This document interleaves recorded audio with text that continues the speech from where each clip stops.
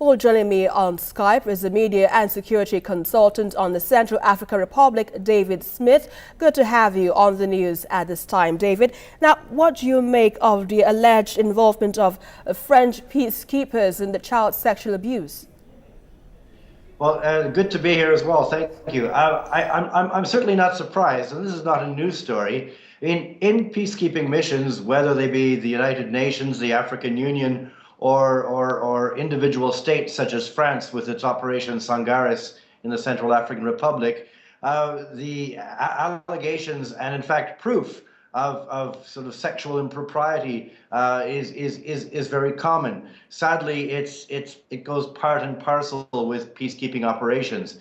The interesting thing is that the French, although they may have been a bit tardy in bringing this to public light, they are investigating. It's interesting that Catherine Samba-Panza says she's been in the dark about this. I suppose she might say she's in the dark about most things. I mean, one of her complaints is that she has few friends in the world, it seems, and Francois Hollande and the French, I think she can count amongst the few good friends that she has. So yes, it's these allegations are serious and must be investigated, and the perpetrators, if found and charged, must then be punished. I'm afraid to say that it's not something that comes as a surprise, and I think we would find that if any force operating in any peacekeeping area or any conflict zone were to be investigated, we'd find similar allegations would surface. Okay, but this could, in a way, affect the strain,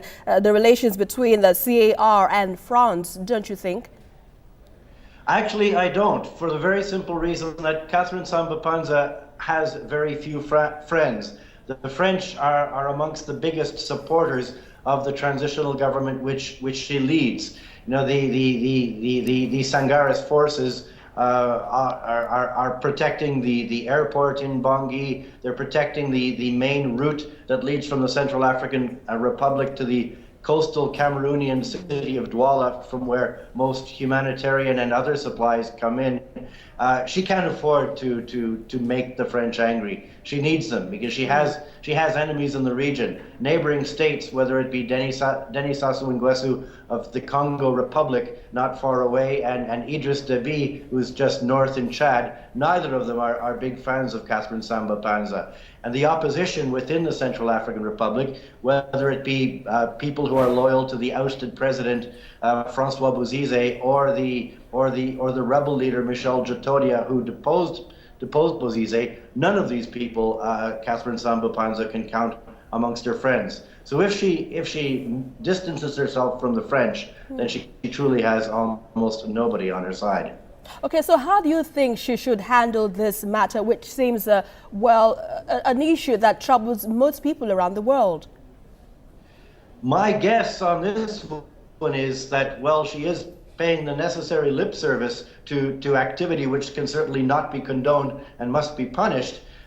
She's probably not going to say much more about that. There aren't many things in which Catherine Samba-Panza can shake her fist and say, you know, we've got to do better, and you French soldiers, you have to behave better. She can do that knowing that there's not going to be much fallout from it. You know, chances are she's not going to say similar things regarding MINUSCA, the UN force which also operates in her country to help stabilize and bring peace to the Central African Republic. She's not in a position where she can make the few people who are on her side angry. She's in a transitional administration in which she has to hand over power in the not too distant future so that elections can be held.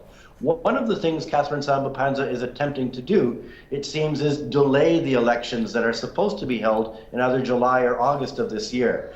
And if those elections are delayed, it means she'll stay in power a little bit longer. She's not allowed to run in the elections. So her political career, at least for the time being, will come to an end when the transition ends. So it's not in her interest to do anything that will jeopardize the transitional administration. So I really don't think there's much she will do beyond what she's already said. All right, I must thank you, David Smith, for sharing your thoughts with us on TVC News at this time.